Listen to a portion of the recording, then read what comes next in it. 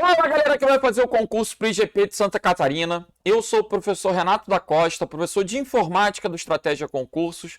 E meu objetivo hoje, nessa revisão de véspera, é trabalhar muitas questões da FEPESE.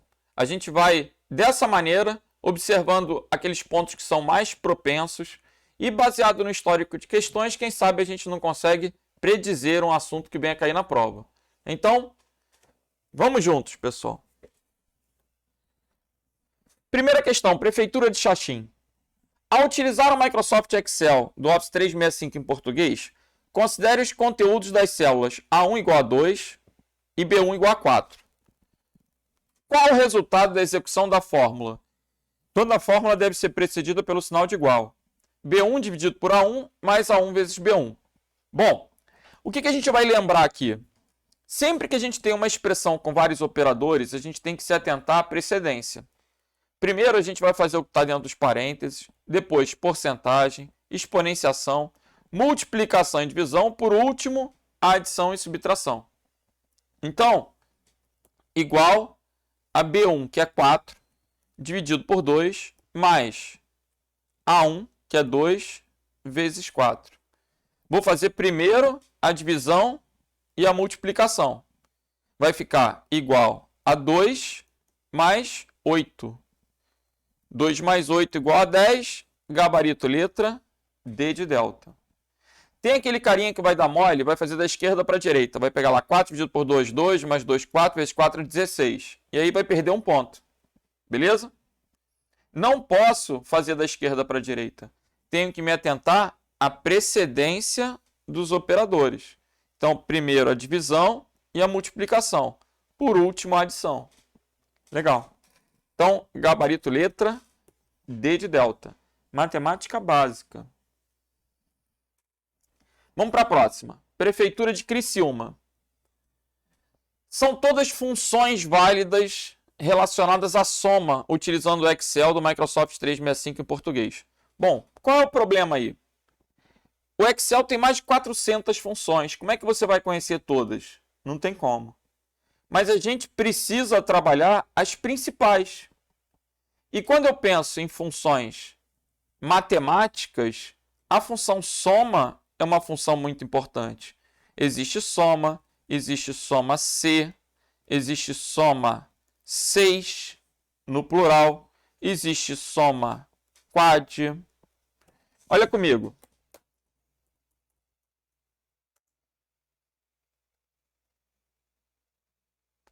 Estou carregando aqui para mostrar a vocês as principais funções relacionadas à soma. Além dessa, a gente tem somar produto.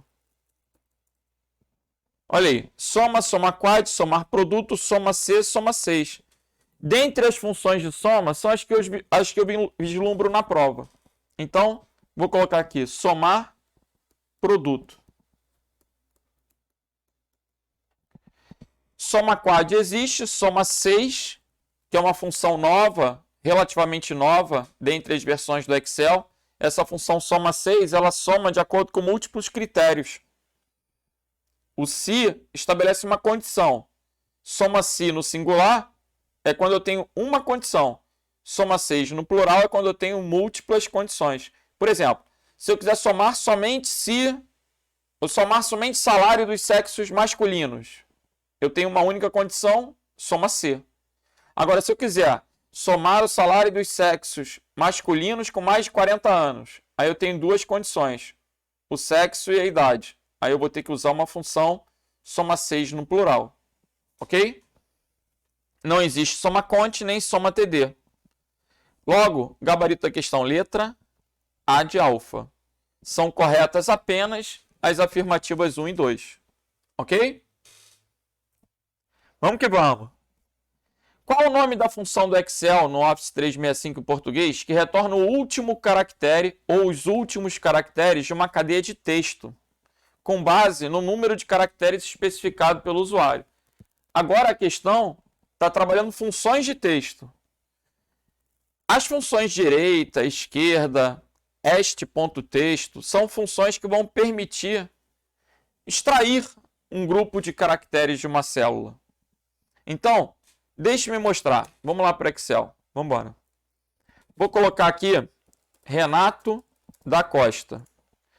Se eu usar a função esquerda, eu consigo pegar os primeiros caracteres de uma célula. Então, por exemplo, se eu quiser pegar só o Renato, eu posso colocar A1, ponto e vírgula 6.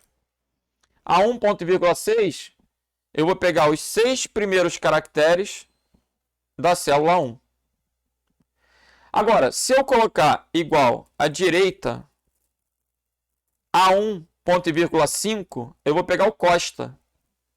Por quê? Eu vou pegar os 5 últimos caracteres, né? Direita vai contar da direita para a esquerda. E aí, Costa. Agora, se eu colocar este ponto texto, eu consigo especificar uma cadeia de caracteres, uma string, em qualquer posição da célula 1. Por exemplo, eu quero a partir do to. Eu quero pegar caracteres a partir do to de Renato. Ou seja, da última sílaba de Renato. O to está na posição 5. Se eu quiser pegar até o CO e ficar Todaco, eu vou pegar o TO 2, o espaço 3, o DA 5, o espaço 6, o CO 8. Então, ponto e vírgula 8. Vê se você consegue entender a sintaxe. A1 é a célula. 5 é a posição inicial. É o quinto caractere que ele vai pegar. E a partir do quinto, ele vai pegar 8 caracteres. Ou seja, vai pegar o quinto, sexto, sétimo, oitavo, nono, décimo, 11º, 12º. Porque o quinto vai contar, então vai ser do 5 ao 12. Olha comigo. Pegou o to, o da e o co. Ok? Então, são algumas funções de texto para poder pegar caracteres de uma célula. Ele quer a função que retorna o último caractere ou os últimos caracteres de uma cadeia de texto, de uma string, de acordo com o número especificado. Vai ser a função direita. Legal? Se eu quiser pegar os primeiros, eu uso a função esquerda. Se eu quiser pegar os últimos, eu uso a função direita. Se eu quiser pegar no meio, por exemplo, eu posso usar a função este.texto. Legal. Então, gabarito aí, letra A de alfa. Bom, que função do Excel permite ao usuário realizar a junção? Junção é o mesmo que concatenação, ou seja, quando ele fala em junção, eu já penso na função concatenar. Sendo que a gente não tem aqui concatenar, a gente tem concat. A concat é outra novidade. Sempre existiu concatenar, agora tem concatenar e concat. Qual é a diferença? Vamos que vamos. Vamos colocar aqui, ó. 5, 3, 4 igual a concatenar. Concatenar eu tenho que especificar uma por uma com ponto e vírgula. Então vou colocar A1, ponto e vírgula, A2, ponto e vírgula, 3. Ele vai mostrar para mim 534, que é a função concatenar. Ok? Ele vai juntar o 5, o 3 e o 4. Legal. Agora, quando eu uso a função concat, eu posso fazer a mesma coisa. A vantagem da função concat é que ela possibilita a representação de intervalos. Eu posso colocar diretamente A1, 2 pontos, A3. Eu não preciso especificar com ponto e vírgula. Quando eu coloco 2 pontos, ele pega o intervalo e me dá o mesmo resultado. No enunciado, se vocês observarem, ele coloca a junção de um intervalo de cadeias de texto ou de uma lista de textos em uma mesma célula. A lista seria separada com ponto e vírgula e o intervalo com 2 pontos. A função concat admite o 2 pontos. A função concatenar só admite o ponto e vírgula. Essa é a diferença. Ok? Show de bola. E as outras? Nada a ver. Vamos para a próxima. Qual função do Excel retorna a data e a hora? E agora? A gente tem a função hoje, que retorna a data atual. Agora, se eu quero a data e a hora atuais, eu vou usar a função agora. Essa é a diferença. Hoje retorna somente a data. Agora retorna a data e a hora. Então, gabarito aí, letra B de bravo.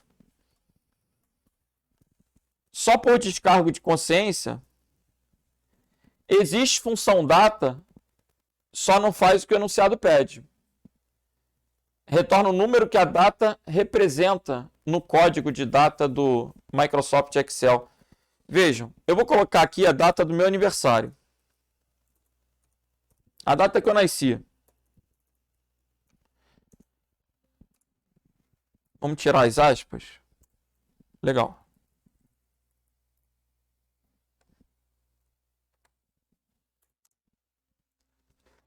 Você inseriu um número insuficiente. Tem que ser ano, ponto e vírgula, mês, ponto e vírgula, dia. A representação. Então, ano, ponto e vírgula, mês, ponto e vírgula, dia. Tá, e daí? Ele representou a data. Eu não gostei. Beleza. Mas, quando ele fala nesse calendário do Excel, me desperta o interesse em um outro detalhe que pode vir a cair na prova. Qual é o detalhe? Quando eu coloco uma data, vou colocar uma data qualquer aqui. Quando eu coloco uma data, se eu formato essa data como um número, o calendário do Excel considera o primeiro dia como sendo 1º de janeiro de 1900. Então, se eu pegar essa célula e formatar ela como número, olha aí, formatar célula, número. Esse número que aparece corresponde à quantidade de dias desde 1º de janeiro de 1900. Ok? Cada dia é um inteiro. Então, o calendário do Excel, ele tem como data base a data número 1, 1º de janeiro de 1900. Se eu pegar essa data e converter para número, vocês vão observar que vai ser o dia 1. Isso também já caiu em prova. Beleza? Vamos voltar. Então, existe a função data, só não tem relação com o enunciado.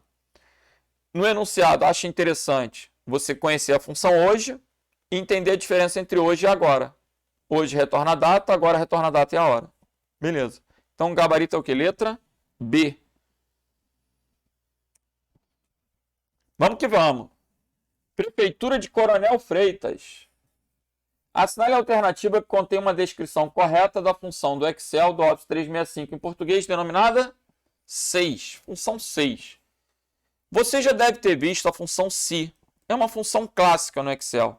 A função 6 é uma novidade. Qual é a diferença do se para o 6? A função 6 permite que eu tenha diversos testes lógicos. Ela poupa o trabalho que a gente tinha no passado de criar um C dentro de outro C. No passado, quando a gente tinha 3 ou mais condições, a gente tinha que ter um ninho de C. Para isso existe a função 6 no plural. Então, a vantagem dela é que ela permite trabalhar diversos testes lógicos e ela vai retornar o resultado do primeiro teste lógico que for satisfeito. Então, vamos ver as alternativas.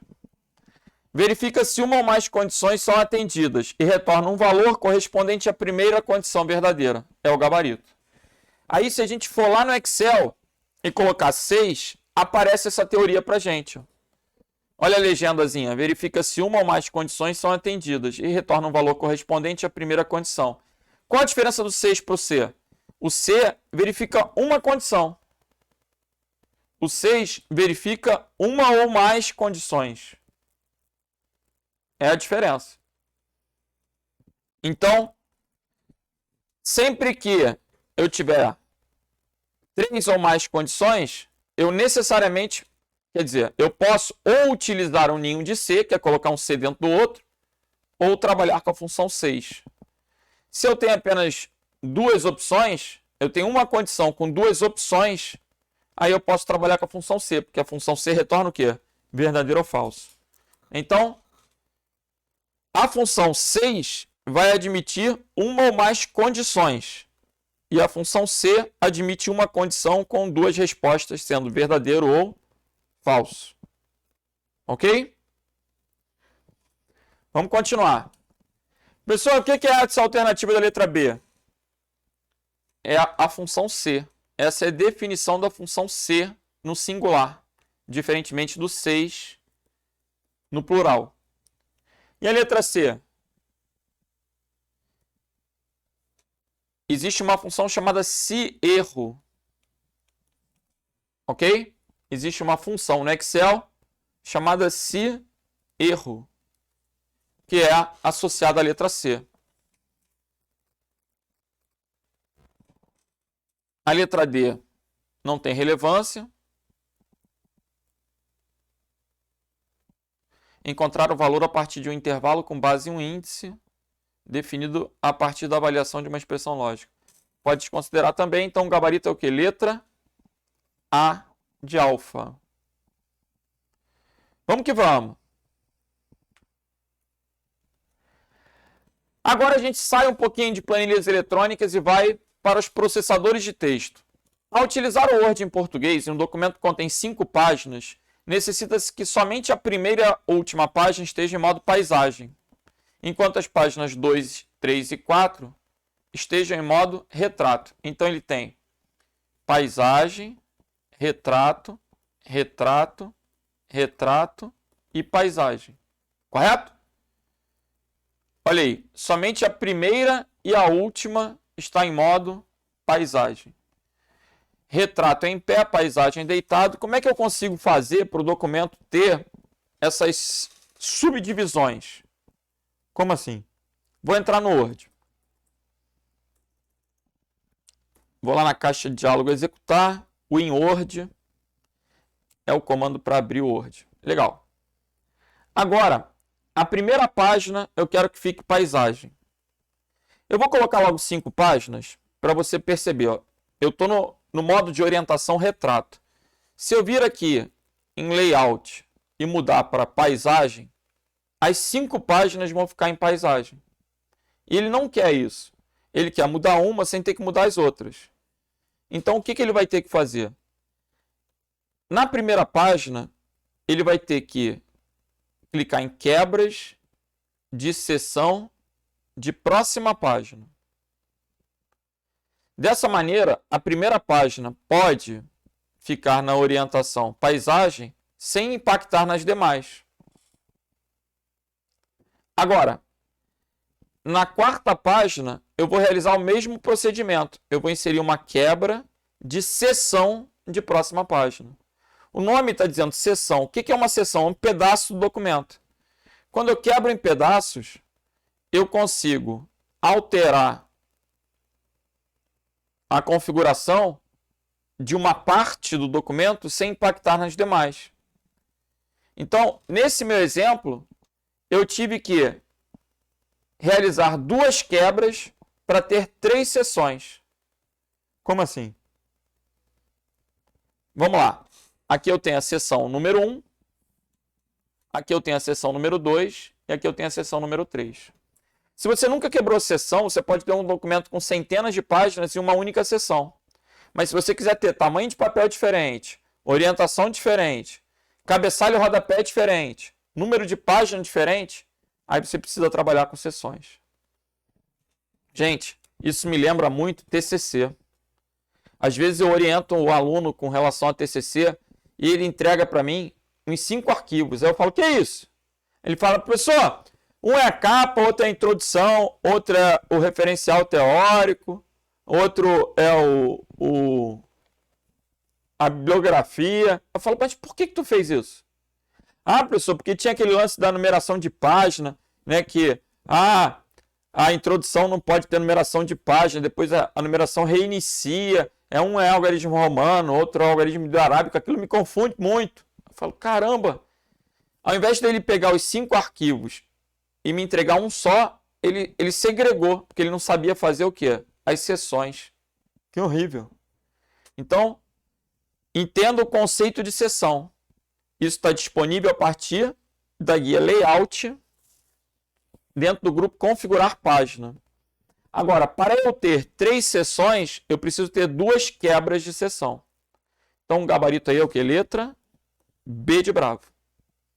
Ok?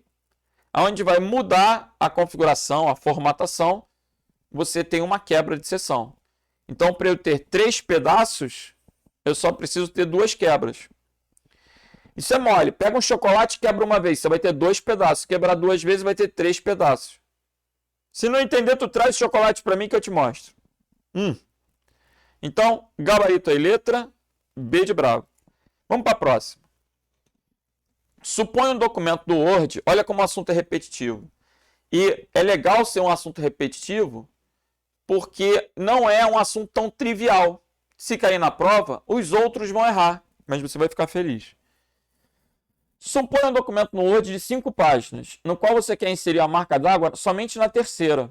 Então você vai ter 5 páginas, mas você não quer inserir a marca d'água em todas. A terceira página vai ter que ficar diferente. Para a terceira página ficar diferente, eu vou ter que quebrar ela antes e depois. Aí eu vou ter seção 1 sem marca d'água, seção 2 com marca d'água. E a seção 3, embora igual à seção 1, é um pedaço diferente. Para isso, novamente, eu vou ter que trabalhar com quantas quebras de seção? 2. Letra B de bravo. Professor, então se vier na prova, eu vou marcar logo 2. Não, meu filho, tu pensa. Na prova, tu pensa. Né? Se ele colocar, eu tenho 5 páginas, sendo 2 retratos, 2 paisagens, uma ou 3 paisagens. Pronto. Se eu tiver assim, eu só preciso ter o quê? Uma quebra. Uma quebra de seção. Aí eu vou ter a seção 1 e a seção 2. A quebra é a divisão. Legal? Nesse caso, ele queria que a terceira página ficasse diferente das outras. Então eu tenho que quebrar antes e depois, de modo que eu tenha 3 seções e 2 quebras. Gabarito, letra B de bravo. Show de bola. Bom, vamos para outro assunto. Qual a utilidade da funcionalidade do Word em relação ao recuo? O recuo é o espaço que existe entre a margem e o texto. Por exemplo, eu tenho a página, aí eu delimito as margens. Eu vou poder escrever dentro das margens. Só que o início de parágrafo normalmente tem um recuo. E aí você manipula esse recuo através da caixa de diálogo de parágrafo ou dos botões correspondentes, tanto na barra de ferramentas da faixa de opções, quanto na régua. Existem várias maneiras de fazer uma mesma coisa. Mas quando ele diminui recuo, ele aproxima o texto da margem. Ele reduz o espaço entre a margem e o texto. Vamos ver, diminui o espaçamento entre linhas, não. Diminui o espaçamento entre parágrafos, não.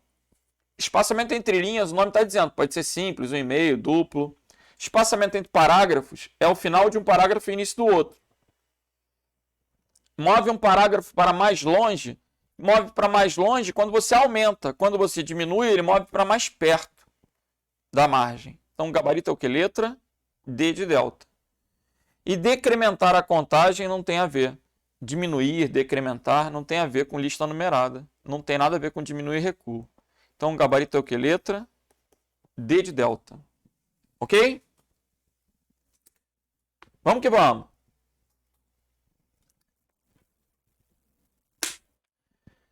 E agora? Agora a gente vai para a internet. E assim a gente vai passeando pelo conteúdo programático, né? Pegando questões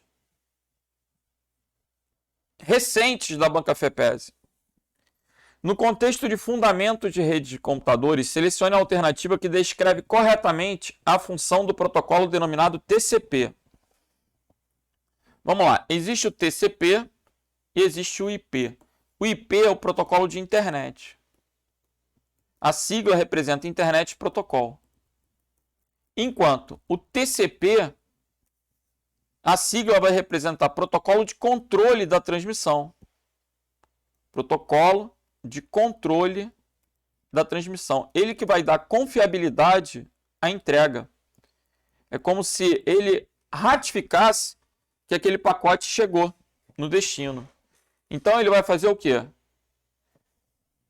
A função do protocolo denominado TCP não tem a ver com tradução. Nem interligação e interconexão são até palavras equivalentes, que estariam relacionadas com o quê? Com IP. Não tem a ver com detecção, o gabarito vai ser o controle da transmissão. O Tzinho aqui está associado à transmissão. Então o gabarito aí é letra D de delta. Legal? Mais uma. São todas extensões de arquivos relacionados a editores de apresentações e apresentações eletrônicas. Editores de apresentações, eu posso pensar no PowerPoint e no Impress. E apresentações eletrônicas? PowerPoint e Impress. Então, PowerPoint é o programa do Office. No PowerPoint, a extensão padrão era PPT até a versão 2003. As versões mais novas podem ser PPTX, mas ainda é alternativo o PPTM. Existe também o POTX, o POT, POTX e o POTM. Esses arquivos com POT são arquivos de modelo de apresentação. E existe o PPS. O PPS é o modo de apresentação de um slide em PowerPoint. Como assim? Se eu der um duplo clique no arquivo PPT, ele abre o PowerPoint em modo de edição. Se eu der um duplo clique em um arquivo PPS, ele abre o PowerPoint em modo de apresentação, ou seja, ele já inicia a apresentação e quando você chega no final, ele já encerra. É como se o PPS ele fosse abrir o PowerPoint, mostrar a apresentação e depois fechar o PowerPoint. O PPS é mais usado quando a gente vai compartilhar aquela apresentação para telespectadores quaisquer. Legal. No Impress, todos os arquivos do LibreOffice começam com O. E aí, no Impress, a gente vai ter ODP ou OTP. Né? Lembrando que ODP é o padrão e OTP é o arquivo de modelo de uma apresentação no Impress. Então, vamos ver aqui. Ó.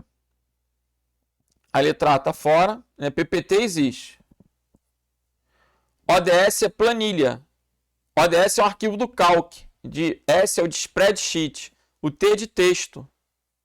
Nada de PS. Gabarito, letra E. PPTX, PPS, ODP. PowerPoint, Impress. Agora, o que eu achei um tanto mal feito é que ele fala editores de apresentações e apresentações eletrônicas. Basicamente, são equivalentes. Editores de apresentação, eu posso pensar nas extensões que a gente chama de default, padrão. E apresentações eletrônicas, eu poderia pensar no PPS, porque o PPS já vai executar automaticamente quando der um duplo clique no arquivo. Mas a diferença é muito sutil. Eu podia ter colocado só relacionadas a apresentações eletrônicas. Ok? Próxima. Qual a extensão padrão ou default das planilhas salvas pelo Calc? Galera, vamos lembrar. A gente tem o Writer, o Calc e o Impress. ODT, ODS e ODP. Então, o gabarito aí é letra C de Charlie. Esse é o padrão do LibreOffice. E se eu pensar no Microsoft Office, eu vou ter o Word, Excel e PowerPoint. Aí eu tenho docx, xlsx e pptx. É importante conhecer as extensões de arquivo para essa banca. Então, não se furtem de decorar isso. Legal? ODF é um gênero, é um formato para documento aberto. E XML é um formato de arquivo para troca de informações entre aplicações na web. Gabarito aí ficou letra C de Charlie. Vamos para a próxima. Agora a gente parte para o Google, ferramenta de busca. Para que se possa realizar busca por termos ou frases exatas, usando mecanismos de busca Bing do Edge, tanto faz Google, Bing. Se eu quero buscar frases exatas, eu devo colocar as frases entre aspas. Gabarito, letra D de Delta. Os principais navegadores possuem comandos para refinar a busca. Possuem operadores booleanos, operadores lógicos para melhorar os resultados da busca. E quando eu quero restringir a uma expressão exata, eu coloco entre aspas, gabarito letra D. Ok? Vamos para a próxima. Como é que eu posso excluir uma palavra do resultado da busca? Colocando o sinal de menos na frente, que é o hífen. Então, colocando o hífen ou o sinal de menos, eu excluo a palavra imediatamente adjacente. Exemplo, se eu colocar Renato Costa menos professor de informática. A busca, ela vai estar procurando páginas que tenham a palavra Renato, tenham a palavra Costa e tenham a palavra informática, porque o sinal de menos só vai negar o professor. Se eu quisesse negar também informática, eu teria que colocar o menos também na frente de informática. Aí eu estaria negando duas palavras. E se eu quisesse negar uma expressão, professor de informática, eu teria que colocar um sinal de menos, mas o professor de informática entre aspas. Também seria factível. Ok? Então, parênteses, colchete, chaves, não tem a ver com exclusão. Gabarito aí, letra E. Show de bola. Vamos que vamos para a Prefeitura de Guatambu. A sinaleira alternativa contém a sintaxe correta para realizar uma busca no Google de cadeira com preços entre 100 e 300. Vamos lá. Ele quer buscar cadeira, todas as alternativas têm cadeira. O preço tem que estar entre 100 e 300. Para buscar um intervalo numérico, a gente tem um pontinho, pontinho. Então, é necessário conhecer esses operadores. Pessoal, o arroba é usado para procurar em redes sociais. Isso caiu na prova da Polícia Rodoviária Federal. A gente tem o hashtag, aquela tralha que é usada para pesquisar hashtags. As aspas, vocês já viram nas questões que buscam uma expressão exata. O menos exclui uma palavra do resultado da busca. Agora, o pontinho, pontinho é um intervalo numérico. E o cifrão é para trabalhar com moeda, com dinheiro. Então, o gabarito aí é o quê? Letra C de Charlie. Cadeira de 100 a 300. O pontinho, pontinho é o intervalo. Então, de 100 até 300, pontinho, pontinho, dinheiro, cifrão, gabarito, letra C de Charlie. Ok? Vamos que vamos. São serviços de computação que podem ser providos em modalidade de computação em nuvem. Na computação em nuvem, a gente tem infraestrutura, plataforma, software. A gente pode armazenar arquivos na nuvem? Não tenha dúvida. Tanto em Dropbox, Google Drive, OneDrive, que seriam serviços de SaaS, de software para o usuário, quanto em máquinas virtuais que você vai adquirir discos e armazenar os dados. Da mesma maneira, bancos de dados podem ser colocados em plataformas. Rede, na hora de adquirir uma máquina virtual, uma instância, eu posso definir recursos de rede, eu vou poder definir recursos de hardware, o processador, o tanto de memória, o tanto de disco que eu quero para aquela máquina. Então, é intrínseco à computação em nuvem o conceito de virtualização. Na computação em nuvem, a gente vai poder adquirir máquinas virtuais. E com isso vai deixar de querer comprar computadores. As empresas vão deixar de investir em equipamentos e vão passar a utilizar serviços na rede, ofertando esses equipamentos virtualmente. O objetivo da computação em nuvem é quebrar um paradigma, onde produtos passam a ser oferecidos como serviços, em um custo muito menor. Então, a grande vantagem da computação em nuvem, além do aumento de segurança, é a redução de custos. Legal. Então, todas as alternativas estão corretas. Gabarito aí, letra E. Agora, a gente vai para o hardware. A memória. Memória é um componente fundamental em qualquer sistema de computação. As arquiteturas simplificadas vão dividir o computador em 3 partes: dispositivos de entrada e saída, processador e memória. A saída alternativa correta em relação ao assunto. Uma memória RAM estática, que a gente chama de SRAM, requer o suporte de um circuito de refresh. Negativo. Quem usa refresh é a memória dinâmica. A memória dinâmica é aquela memória que precisa ser refrescada o tempo inteiro com refresh. Ela precisa ficar lembrando aquele conteúdo a cada milissegundos. E durante esse processo de refresh, ela não pode ser lida nem gravada, o que vai tornar ela mais lenta que uma memória estática. Tanto a memória estática quanto a memória dinâmica, elas têm a característica de volatilidade. Ou seja, elas só funcionam, só armazenam os dados enquanto o computador está ligado.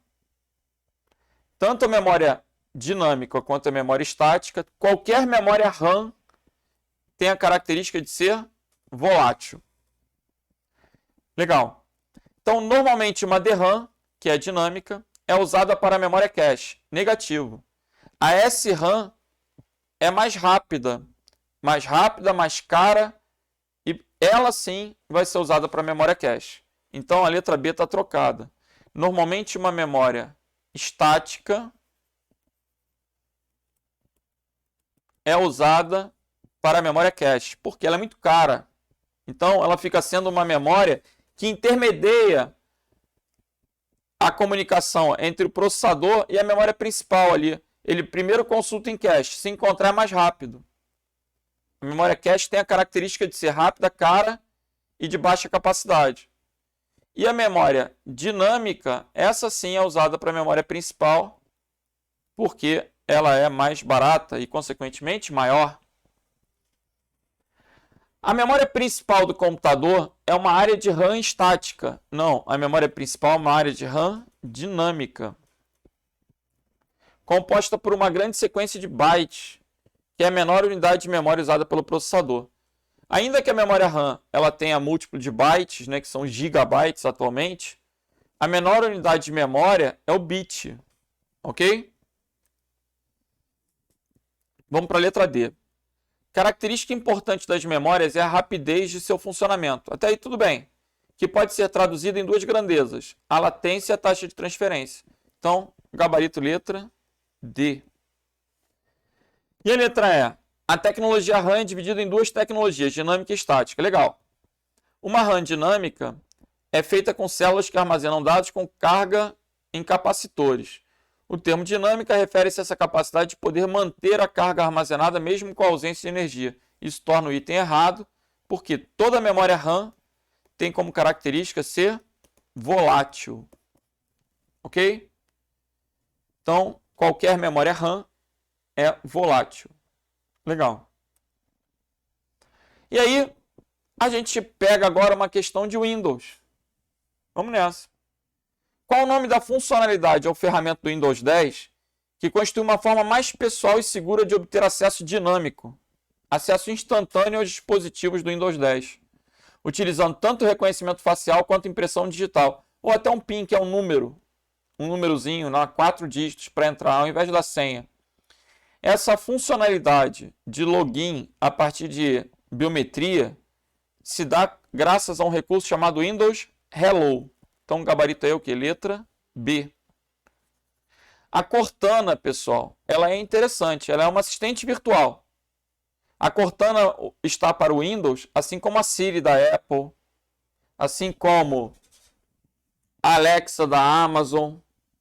Então, a Cortana é uma assistente virtual, ok? O gabarito dessa questão é a letra B. O Windows Hello vai permitir que você faça o login por meio de algum reconhecimento biométrico, né, por um meio de reconhecimento de padrões numa tela smart, numa tela touchscreen, perdão, numa tela sensível ao toque.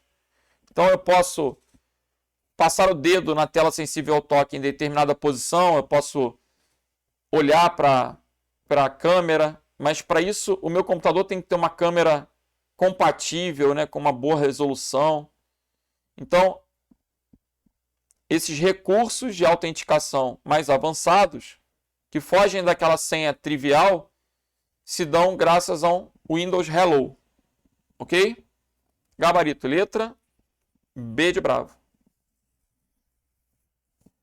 Assinale uma forma válida de tornar o Word o aplicativo padrão para abrir arquivos DocX.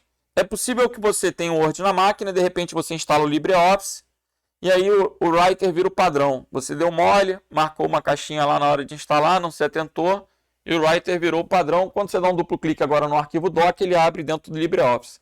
Isso pode ser desagradável para alguns, mas isso é facilmente corrigido a partir das configurações que podem ser acessadas utilizando o atalho de teclado Windows I. Então já anota aí, o Windows I é o atalho para configurações. Depois você vai em aplicativos, aplicativo padrão. Então, Windows I, configurações. Depois, aplicativos e aplicativo padrão. Gabarito, letra A. Poderia ir no painel de controle também? Poderia, mas aí teria que buscar o item de aplicativo padrão. Ok? Gabarito, letra A de alfa. Qual tecla deve ser pressionada em conjunto com del? Essa é fácil, essa é para aumentar a autoestima. Para excluir um arquivo permanentemente, sem que ele passe na lixeira. O del, por padrão, se o arquivo tiver no disco rígido, ele vai ser enviado para a lixeira. Se eu pressionar Shift del, eu excluo definitivamente. Então o gabarito aí é letra E. Shift associado a qualquer procedimento de exclusão remove o arquivo sem passar pela lixeira, ou seja, definitivamente, permanentemente. Portanto, gabarito letra E.